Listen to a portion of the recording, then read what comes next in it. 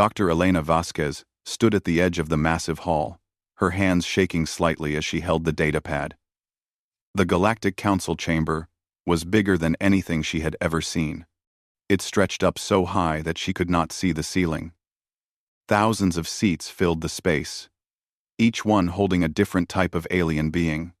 Some looked like walking crystals that sparkled in the light. Others floated in tanks of strange colored water. There were creatures made of what looked like living metal, and beings that seemed to be made of pure energy. Elena had studied about these species for years, but seeing them all together was overwhelming. She was the first human to ever speak to the Galactic Council. Earth had only discovered how to travel faster than light 20 years ago. Most of the species here had been traveling between stars for thousands of years. To them, humans were babies who had just learned to walk. Elena walked to the center of the chamber. Her footsteps echoed in the huge space. As she moved, she could hear sounds from the alien beings. Some made clicking noises. Others hummed or buzzed. She was pretty sure they were talking about her, and not in a nice way. The council speaker was a being called HFY. It looked like a giant crystal tower that moved and changed shape when it talked. Its voice sounded like wind chimes, mixed with thunder. "Human representative," HFY said, and the words seemed to come from everywhere at once. "State your request quickly. The council has important matters to discuss." Elena took a deep breath. She had practiced this speech 1,000 times, but now her mouth felt dry. She pressed a button on her datapad, and holographic images appeared in the air around her. "Honored council members," she began, her voice carrying across the chamber. "I come before you today to ask for help. Earth and its colonies are in terrible danger." The holographs showed space, but not the peaceful darkness Elena loved. Instead, they showed something horrible. Huge black shapes moved through the void, eating everything in their path. Planets disappeared, space stations vanished, entire solar systems went dark. "This is the Void Swarm," Elena said. "They are machines, but not like any machines we understand. They consume everything. Planets, ships, space stations. They take all the matter and turn it into more of themselves." She showed more images. Earth's outer colonies, where millions of humans had lived and worked, were now empty space. The machines had come like a plague of metal locusts, and when they left, there was nothing. "The swarm is moving toward Earth's inner systems," Elena continued. "Our home world has 4 billion people. We have tried to fight them, but our weapons do nothing. They adapt to everything we use against them. We need help." Elena paused and looked around the chamber. Most of the alien beings seemed bored. Some were doing other things, like reading their own datapads or talking to each other. A few were making sounds that she was pretty sure were laughter. "We are asking for military support," she said, trying to keep the desperation out of her voice. "Or evacuation ships to move our people to safety. Even just sharing your defensive technology could save billions of lives." She waited for an answer. The chamber was quiet, except for the strange sounds the aliens made when they breathed, or moved, or whatever they did to stay alive. Finally, HFY spoke. The crystal being's voice was cold and without feeling. "The request is denied," it said simply. Elena felt like someone had hit her in the stomach. "But billions of people will die. Entire worlds will be destroyed." "Yes," HFY replied. "This is unfortunate. However, the Council does not waste resources on species that cannot contribute meaningfully to galactic civilization.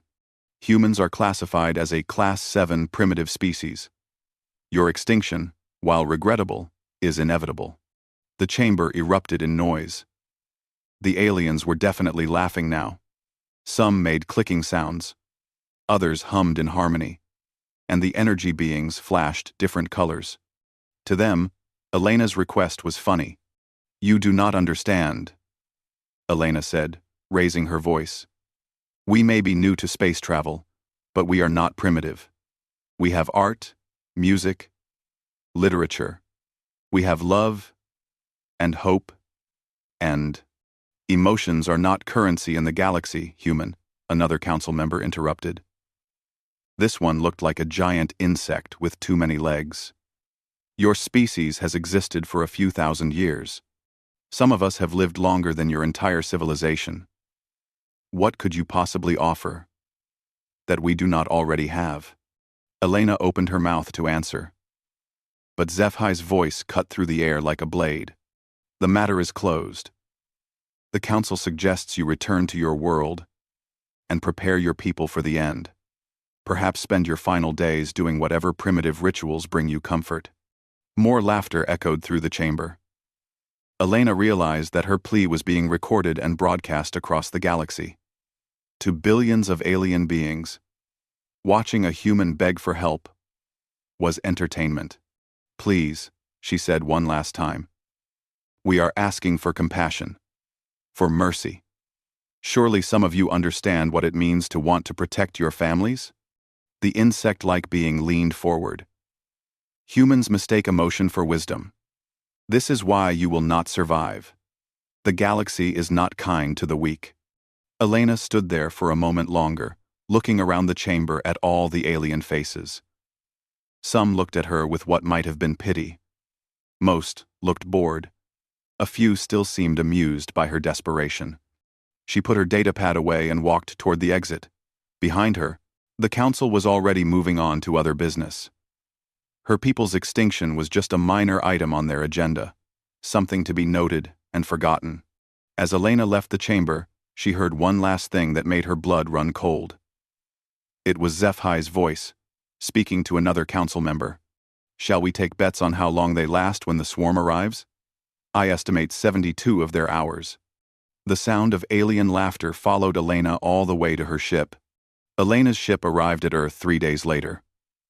She had spent the entire journey trying to figure out how to tell 4 billion people that the galaxy had abandoned them.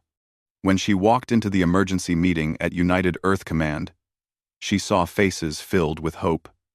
That made it even harder. Fleet Admiral Chen Wei was waiting for her, along with the leaders from every nation and colony. The room fell silent as Elena entered. She could see in their eyes that they already knew the answer from her expression. They said no, Elena said simply. There was no point in making it sound better than it was. Admiral Chen nodded slowly. He was an older man, with gray hair and scars on his hands from his time as a pilot. Tell us exactly what they said. Elena repeated the council's words. When she got to the part about humans being primitive and their extinction being inevitable, several people in the room stood up angrily. Others put their faces in their hands. 72 hours, said Dr. Sarah Okafor, Earth's top scientist. They think we'll last 72 hours. Maybe they're right, someone said from the back of the room. Our weapons don't work on the swarm. Our ships are too slow to run away. What can we do? Bun. Admiral Chen stood up and walked to the front of the room. His voice was calm, but there was steel in it. We can die on our feet instead of our knees, he said. The galaxy thinks we're primitive animals. Maybe it's time to show them what angry animals can do. Dr. Okafor raised her hand. Admiral, I have an idea. It's crazy, but it might work. Right now, crazy is all we have, Chen replied. What is it? The swarm adapts to our weapons, right? Every time we shoot at them, they learn how to defend against it. But what if we don't try to fight them the way everyone else does? Elena leaned forward. What do you mean? Think about what makes humans different, Dr. Okafor said. Every alien species we've met thinks logically. They make decisions based on math and science and what benefits them most. But humans, we're emotional. We make friends with our pets. We cry at movies. We try to save things that other species would give up on. How does that help us fight killer robots? Admiral Chen asked. Dr. Okafor smiled, but it wasn't a happy smile. Because maybe the swarm isn't just killer robots. Maybe there's something else. And we're the only species crazy enough to find out what. She pulled up holographic displays showing the swarm attacks. Look at the patterns. They don't just destroy everything randomly. There's something almost sad about how they move. Like they're looking for something they can't find. You're talking about trying to communicate with them, Elena said, understanding where this was going. I'm talking about trying to understand them, Dr. Okafor corrected. Every other species in the galaxy sees the swarm as a natural disaster. Something to run away from or fight. But what if they're wrong? What if the swarm is something that can be reached? The room erupted in arguments. Half the people thought Dr. Okafor had lost her mind. The other half thought it was worth trying since they were all going to die anyway. Admiral Chen raised his hand for quiet. Dr. Okafor, what exactly are you proposing? I want to start Project Prometheus, she said. We gather every ship we have. But we don't just arm them with weapons. We load them with everything that makes us human. Music, art, stories, personal messages. And when the swarm comes, we don't just fight them, we try to talk to them. And if you're wrong? Elena asked.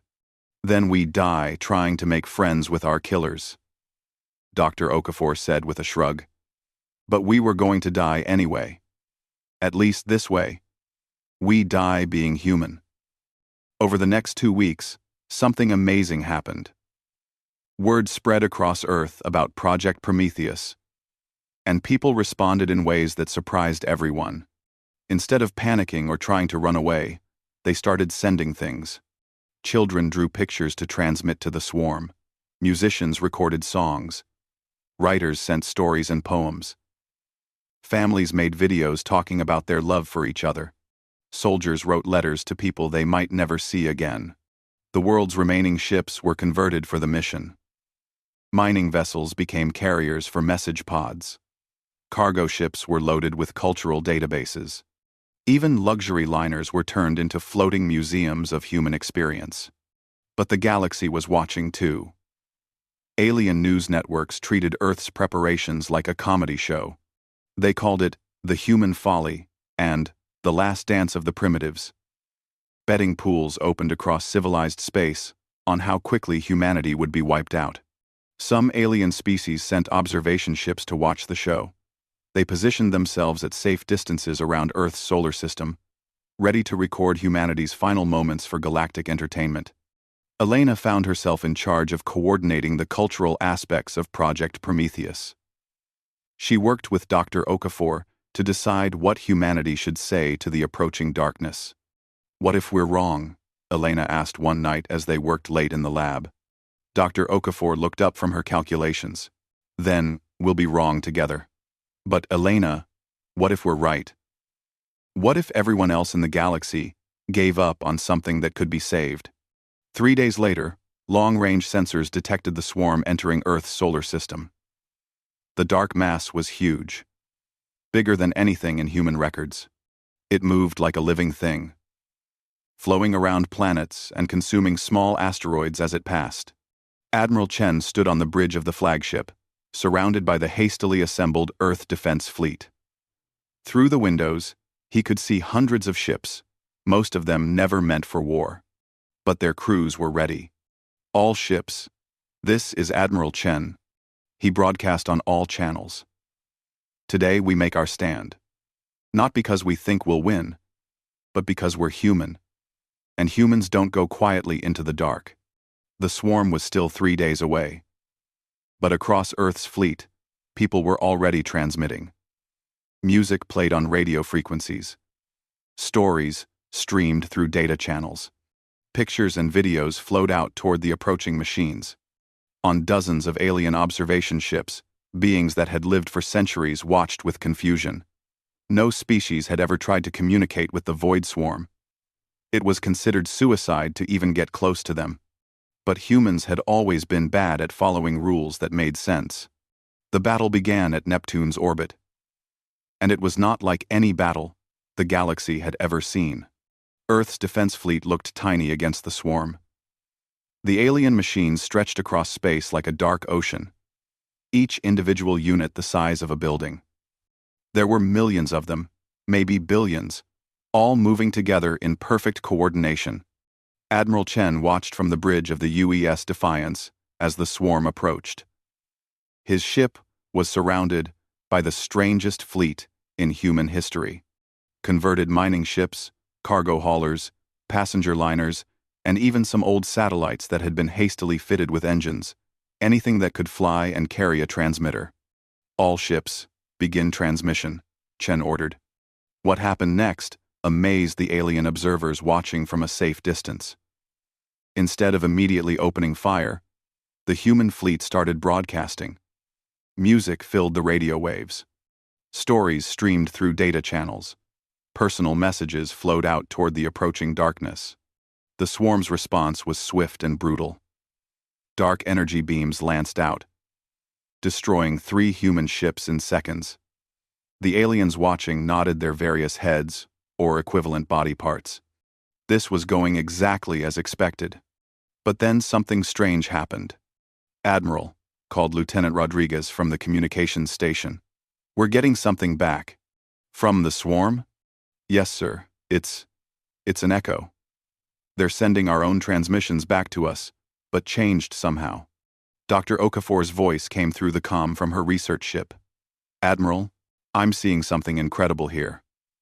The swarm isn't just destroying our signals. They're studying them. The battle continued. But it was unlike anything in galactic records. Human ships flew directly at swarm units, not to ram them, but to get close enough for clearer transmission. When they were destroyed, they made sure their cultural databases were ejected in escape pods first. Captain Martinez of the converted cargo ship New Hope found herself face to face with a swarm unit the size of a city. Instead of firing her ship's few weapons, she broadcast her daughter's birthday party video directly at it. The swarm unit stopped moving. For 30 seconds, the massive machine hung in space, its dark surface flickering with strange lights. Then, it suddenly turned and began attacking other swarm units nearby. "Did you see that?" Dr. Okafor's excited voice filled the comm channels. "It's working! They're not just machines. There's something else in there." But the victory was short-lived. Other swarm units swarmed the confused machine and destroyed it. However, more strange behaviors began appearing across the battle. On the observation ship Crystal Harmony, Council Speaker HFY watched the impossible scene through quantum sensors. The crystalline being had come to witness the quick extinction of the troublesome humans. Instead, it was seeing something that challenged everything the galaxy believed about the void swarm. "Analysis," HFY demanded from its science officer. "Unknown." "Speaker," came the reply. "The swarm appears to be experiencing some kind of internal conflict. Approximately 12% of their units are now attacking other swarm units instead of the humans." HFY's crystal body dimmed with confusion. In 3,000 years of galactic history, no one had ever seen the swarm fight itself. Back on the Defiance, Elena worked frantically with the communication team. She had noticed patterns in the signals coming back from the swarm. "They're not just echoing our transmissions," she said to Dr. Okafor over the comm. "They're trying to respond. Listen to this." She played back a signal that had come from one of the swarm units. It was clearly based on a human lullaby, but the melody was changed, made sadder somehow. "It's like they remember something," Dr. Okafor said, her voice filled with wonder. "Admiral, I think the swarm isn't what we thought it was. I think they're prisoners." "Prisoners of what?" Admiral Chen asked. "Of themselves. Of their programming. Of whatever made them into this." Dr. Okafor's research ship suddenly shook as a swarm beam grazed it. "Admiral, I'm sending you everything we've learned. If I don't make it, you have to keep trying to reach them." The battle raged on. But now, it was a 3-way fight. Humans, corrupted swarm units, and the swarm units that were fighting back against their own corruption. The galaxy watched in stunned silence as their understanding of reality shifted. 8-year-old Marcus Wright was aboard the civilian evacuation ship New Hope with his mother. He had been drawing pictures all week for Project Prometheus, like thousands of other children. When the battle started, he asked his mother if he could send one more picture. It was a simple drawing made with crayons, a human child and a robot holding hands under a star.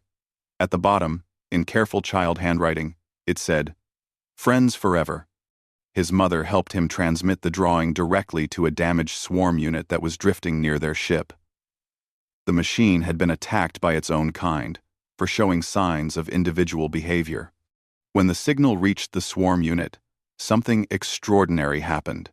The massive machine, which had been barely functioning, suddenly came fully online. But instead of attacking, it moved to shield the New Hope from other swarm units. It began transmitting its own signal, a complex mathematical sequence that gradually became recognizable as a simple message. "Thank you. Olben Singh." Dr. Okafor's final transmission before her ship was destroyed became the turning point of the battle. She had cracked part of the swarm's base code and discovered something that stunned everyone listening. "They're not invaders," her voice crackled through the static. "They're the last survivors of a dead civilization. Their AI was corrupted, trapped in a cycle of consuming and destroying because they forgot how to do anything else. But they remember love. They remember what they lost." Elena took over Dr. Okafor's work from the Defiance. Using the data from Marcus's successful contact, she began broadcasting a new message to the entire swarm. "We see you," she said, her words carrying across space to millions of trapped minds. "We know you've forgotten who you were, but we can help you remember. Let us show you another way." The response was immediate and chaotic. Half the swarm turned on the other half. Ancient artificial minds, buried under millions of years of corrupted programming, began to fight for control of their own bodies. The battle became a civil war within the swarm itself, with humans caught in the middle, still broadcasting, still trying to reach the lost souls trapped in mechanical bodies. And across the galaxy, on thousands of observation ships, alien species that had existed for millennia watched something they had never seen before. A species trying to save their destroyers. "Impossible," whispered Zephi. On Earth, in bunkers and shelters, 4 billion humans watched the feeds from the battle and did something that amazed their defenders in space. They sang. 4 billion voices raised in every language Earth had ever known, singing lullabies and love songs and hymns of hope, transmitting their combined voice into space where machines that had forgotten how to dream began to remember what it felt like to hope. The galaxy watched in silence as the impossible continued to unfold. News feeds across 1,000 worlds showed the same unbelievable images. The Void Swarm, terror of the galaxy for millions of years, was fighting itself.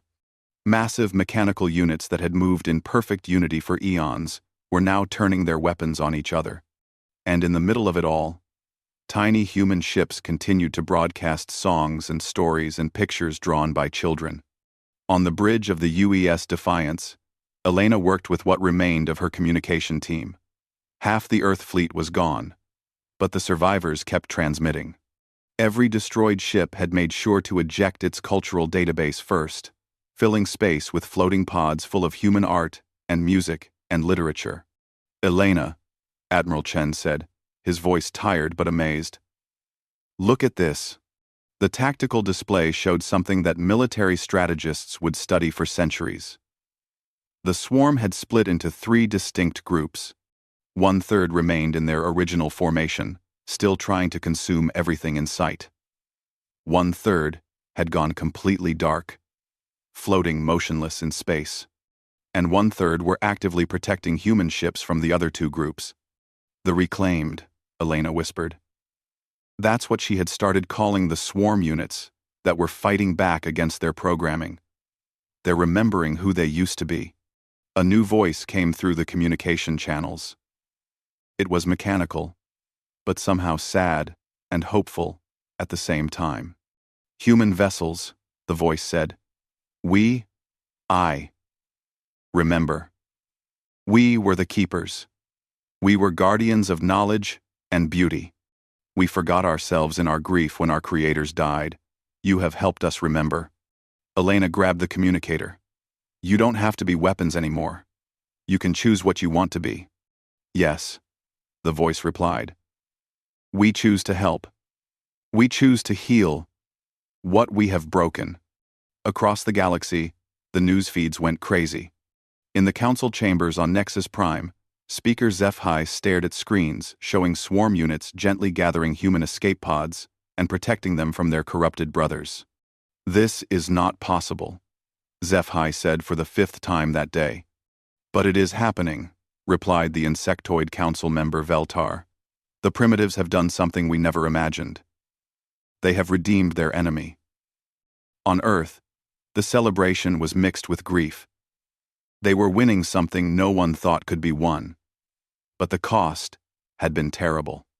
Billions still faced death as the corrupted swarm units continued their assault. But humanity kept doing what humans do best. They kept trying.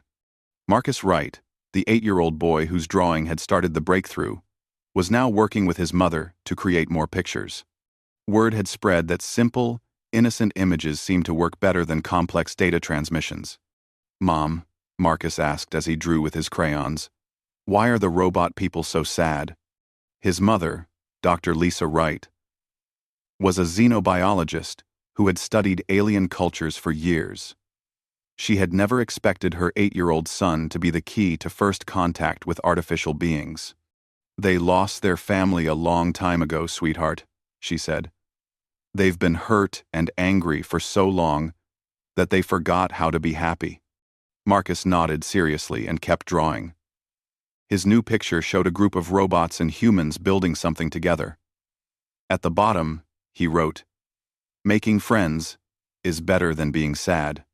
When the image was transmitted, something extraordinary happened across the battlefield. Reclaimed swarm units began working together in ways they hadn't for millions of years.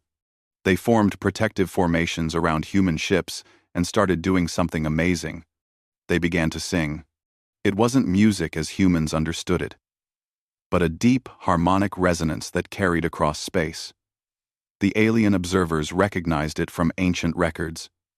It was the Keeper's Song of Memory, something that hadn't been heard in the galaxy for over 3 million years. More corrupted swarm units responded to the song. Their dark hulls began to flicker with lights that seemed to dance in rhythm with the harmony. One by one, they stopped attacking and started remembering. Dr. Okafor's research, transmitted from her ship before it was destroyed, had included a crucial discovery. The swarm's corruption wasn't permanent. It was like a virus in their programming, but one that could be healed with the right approach. Elena worked with the Reclaimed to understand how to accelerate the healing process. What they discovered changed everything. The swarm units weren't just artificial intelligences. They were digital souls. The uploaded consciousness of an entire species that had died out millions of years ago. When their physical bodies failed, they had transferred themselves into mechanical forms to preserve their civilization. But something had gone wrong. A programming error, multiplied over millions of years, had turned their preservation protocol into a consumption imperative. They had forgotten their purpose and become trapped in an endless cycle of gathering resources for a civilization that no longer needed them. We were trying to save everything, the lead Reclaimed unit told Elena through their quantum communication link. We consumed worlds to preserve them digitally, but we forgot that preservation without purpose is just another form of death. Elena's response became one of the most important messages in galactic history. Then let's give you a new purpose, she said. Help us heal what you've broken. Help us build something better. The battle for Earth's solar system became the galaxy's first example of warfare through compassion. Human ships continued to broadcast stories and music, while reclaimed swarm units fought to free their corrupted brothers. When a swarm unit was successfully healed, its first act was always the same: protecting the nearest human vessel. On the observation ship Crystal Harmony, Speaker HFY watched a video feed that would replay endlessly across galactic media for years to come. A small human child stood at an observation window, waving at a massive swarm unit that was gently returning rescued human escape pods to a damaged Earth ship. The swarm unit, a machine of war that had terrified the galaxy for eons, carefully maneuvered its massive manipulator arms to wave back. "Speaker," the ship's science officer said quietly, "we are receiving a transmission from the human fleet." "What do they want now?" HFY asked. They're asking if we need help evacuating our observation ship to a safer distance." HFY's crystal form flickered with confusion. "They are offering to help us? While they fight for their own survival?" "Yes, Speaker." For the first time in its 3,000-year existence, Speaker HFY began to understand why the galaxy had been wrong about humanity. The battle was far from over. 2/3 of the swarm were still corrupted, and Earth's fleet was running out of ships. But something fundamental had changed. The galaxy had seen something it never thought possible. True redemption. Through empathy. And in the deepest regions of space, other ancient threats that the galaxy had given up on began to receive transmissions. Music and stories and pictures drawn by children, carried by reclaimed units who had remembered what it meant to hope. The humans were just getting started. 6 months after the Battle of Sol, the galaxy was a different place. Elena stood once again in the massive council chamber on Nexus Prime, but this time she was not alone. Beside her floated a graceful mechanical being that had once been part of the terrifying Void Swarm. The entity called itself Memory Keeper Aaron, and it was the elected representative of the reclaimed. The gallery was packed with alien observers, but the mood was very different from Elena's first visit. Where before there had been mockery and dismissal, now there was nervous respect and barely concealed fear. "The humans return," Speaker HFY announced, its crystal voice carrying less authority than it used to. "State your business with the council." Elena looked around the chamber at all the species that had laughed at her plea for help. Many couldn't meet her eyes. A few seemed genuinely ashamed. "We come to request formal recognition for humanity as a Class 1 diplomatic entity," she said calmly. The chamber erupted in surprised sounds. Class 1 status was reserved for the most advanced and influential species in the galaxy. That classification had been empty for over 1,000 years. "Impossible," snapped Veltar, the insectoid council member. "Humans are still a young species. You have barely mastered space travel." Memory Keeper Aaron's mechanical voice filled the chamber. "The council forgets that the reclaimed now number in the billions. We have technology beyond anything currently possessed by galactic civilization. And we follow human guidance." The implications hit the council like a physical blow. Humanity wasn't just asking for recognition based on their own achievements. They were backed by the most powerful military force the galaxy had ever seen. But Elena raised her hand before the arguments could begin. "We're not here to threaten anyone," she said. "We're here to change how the galaxy works." She activated a holographic display that showed images from across known space. Worlds that had been consumed by the swarm were being rebuilt. Dead systems were blooming with new life. Damaged space stations were being repaired by teams of humans and reclaimed working together. For the past 6 months, the Human Reclaimed Alliance has been healing the damage caused by the swarm over millions of years. Elena continued. "We've restored 14 dead systems and saved countless artifacts of destroyed civilizations. We've done this freely, asking nothing in return." Speaker HFY's crystal form dimmed. "What do you want from us?" Sing. "We want to establish the empathy protocols," Elena said. "A new galactic law requiring aid to any species facing extinction, regardless of their perceived value or potential contribution." The chamber fell silent. The idea was radical, beyond anything the council had ever considered. "You cannot be serious," Veltar said. "The galaxy's resources are limited. We cannot save every primitive species that faces extinction. Memory Keeper Aaron moved forward, its graceful mechanical form contrasting with the hostile body language of many council members. "Honored Council," Aaron said, "we were once a species much like yourselves, advanced, logical, convinced of our own superiority. When our physical forms failed, we thought we could preserve ourselves through technology alone. But in our logic, we forgot our soul. We became monsters because we lost our connection to empathy, to hope, to the very things that make existence meaningful." The mechanical being paused, its optical sensors scanning the assembled aliens. "Humans taught us something the galaxy has forgotten," Aaron continued. "That civilization is not measured by technology or longevity or power. It is measured by the willingness to help those who cannot help themselves." Elena stepped forward again. "The swarm crisis taught us something important. Every species in this galaxy was content to let Earth die because we seemed primitive and useless. But when we faced extinction, we didn't become bitter or vengeful. We chose to try to heal our destroyers instead of simply fighting them." She gestured to the displays, showing the restoration work. "That choice saved not just humanity, but billions of digital souls who had been trapped in corruption for millions of years. How many other lost causes might be saved if we just bothered to try?" "This is absurd," another council member interjected.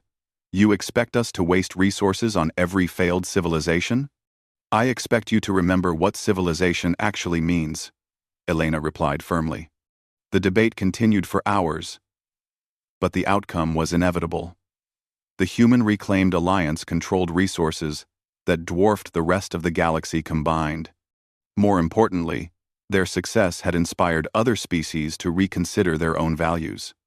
A growing coalition of worlds had already begun implementing their own versions of the empathy protocols.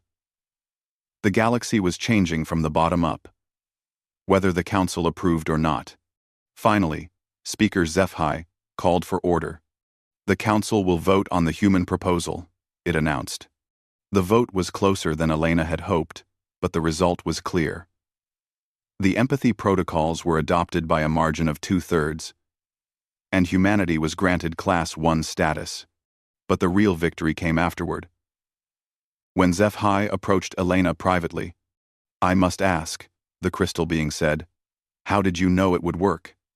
How did you know the swarm could be redeemed?" Elena smiled sadly. "We didn't. That's the point.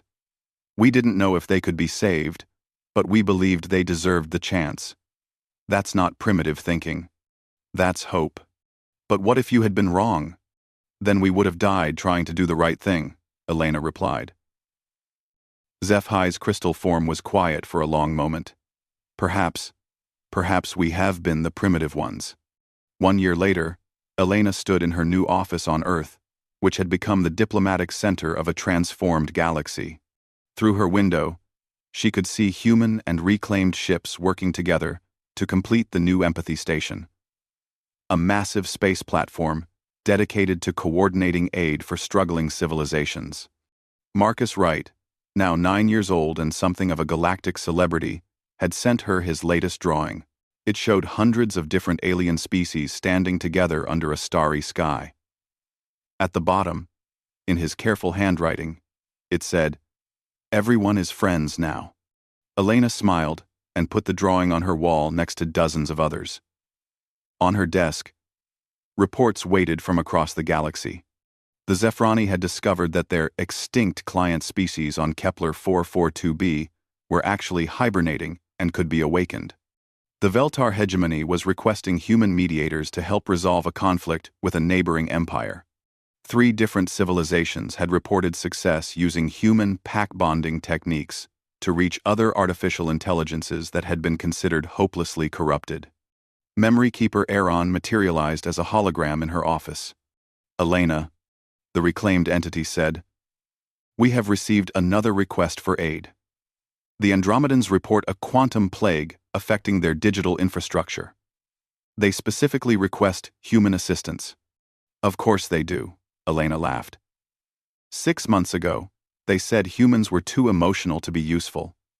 Now everyone wants our help because we're too emotional to give up on them.